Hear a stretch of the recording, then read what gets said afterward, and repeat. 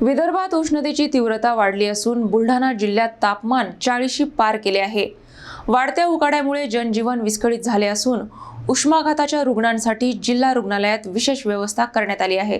बुलढाणा जिल्ह्यात सध्या उन्हाचा तडाखा प्रचंड वाढला असून तापमानाने 40चा आकडा पार केला आहे। दुपारच्या वेळेत विशेषतः 12 ते 4 या कालावधीत रस्त्यांवर शुकशुकाट दिसून येत आहे। उष्णतेच्या लाटेमुळे नागरिकांच्या अंगाची लाहीलाही होत असून दैनंदिन जीवनावर त्याचा परिणाम जाणवत आहे। या वाढत्या तापमानाच्या पार्श्वभूमीवर उष्माघाताचा धोका मोठ्या प्रमाणात वाढला आहे। त्यामुळे बुलढाणा जिल्हा सामान्य रुग्णालयाने विशेष तयारी केली आहे। रुग्णालयात हीट स्ट्रोक साठी स्वतंत्र कक्ष सुरू करण्यात आले असून आवश्यक औषधे, बेड आणि वैद्यकीय सुविधा उपलब्ध करून देण्यात आल्या आहेत। जिल्हा शल्यचिकित्सकांनी नागरिकांना दुपारच्या उन्हात बाहेर पडणे टाळावे, पुरेसे पाणी प्यावे आणि आवश्यक काळजी घ्यावी असे आवाहन केले आहे। प्रशासनाकडूनही नागरिकांनी सावधगिरी बाळगण्याचे आवाहन करण्यात येत आहे।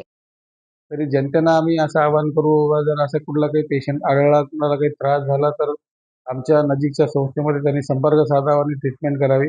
आणि त्याचबरोबर कोणीही उन्हामध्ये अननेसेसरी विनाकारण फिरू नये।